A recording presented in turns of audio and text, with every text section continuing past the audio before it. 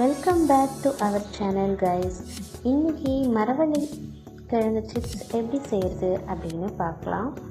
அதுக்கு மரவள்ளி கிழங்கு நான் 1/2 கிலோ அளவுக்கு எடுத்திருக்கேன். உங்களுக்கு சைஸ் பார்த்தா தெரியும். இதில் மண் தூசி எல்லாம் போக நல்லா அலம்பி எடுத்துக்கலாம். மரவள்ளி கிழங்கு பார்த்திங்கன்னா தண்ணியில் கொஞ்சம் நேரம் ஊற விட்டிங்கன்னா அதில் மேல் தோல் நம்ம ஈஸியாக ரிமூவ் பண்ணிடலாம். ஒரு 10-15 நிமிஷம் நான் இப்படி ஊற விடுறேன். பிறகு இதில் ஒரு ஸ்லைட்டாக இப்படி ஒரு கட் போட்டுக்கோங்க. அப்போ உங்களுக்கு ஈஸியாக இந்த தோலை ரிமூவ் பண்ணுறதுக்கு வரும். சுற்றிலும் இந்த மாதிரி காமிச்சிருக்கிற மாதிரி ஒரு கீத்து போட்டுக்கோங்க. உங்களுக்கு அந்த வெளி தோல் தெரியும். அது ஈஸியாக பீல் ஆஃப் ஆகிறதுக்காக நான் இப்படி காமிச்சிருக்கேன். ஈஸியாக நீங்கள் தோலை ரிமூவ் பண்ணிடலாம்.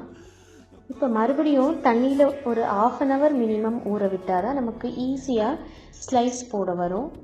வீட்டில் ஒரு ஸ்லைசர் இருக்கும், அதில் நீங்கள் கொஞ்சம் அழுத்தம் கொடுத்து ஸ்லைஸ் கொடுங்க. தண்ணியில் ஊற போட்டால் நம்மளுக்கு ஈஸியாக ஸ்லைஸ் பண்ண வரும். இல்லைன்னா கொஞ்சம் ஹார்டாக இருக்கும் ஸ்லைஸ் பண்ணுறதுக்கு.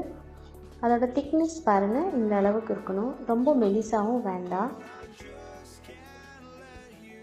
நல்லா ஸ்லைஸ் பண்ணி எடுத்தாச்சு. இப்போ கடாயில் எண்ணெயை சூடுபடுத்தி மிதமான தீயில் இருக்கட்டும். இப்போ ஒன்று ஒன்றா எடுத்து நம்ம பொரிச்சு எடுக்கலாம்.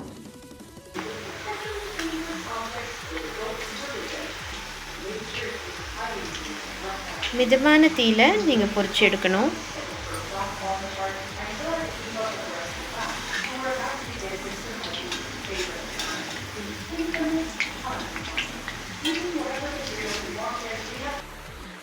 இப்போது ஓசை அடங்கினதும் நம்ம எடுத்துடலாம்.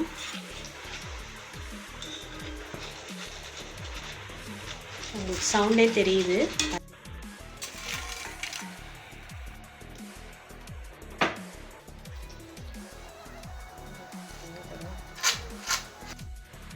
எனக்கு பார்த்திங்கன்னா 1/2 கிலோக்கு இந்த அளவுக்கு சிப்ஸ் வந்திருக்கு. 1/2 ஸ்பூன் உப்பு, 3/4 ஸ்பூன் மிளகாய்த்தூள் போட்டு நல்லா இந்த டப்பாவோடையே நம்ம குலுக்கி வைக்கலாம்.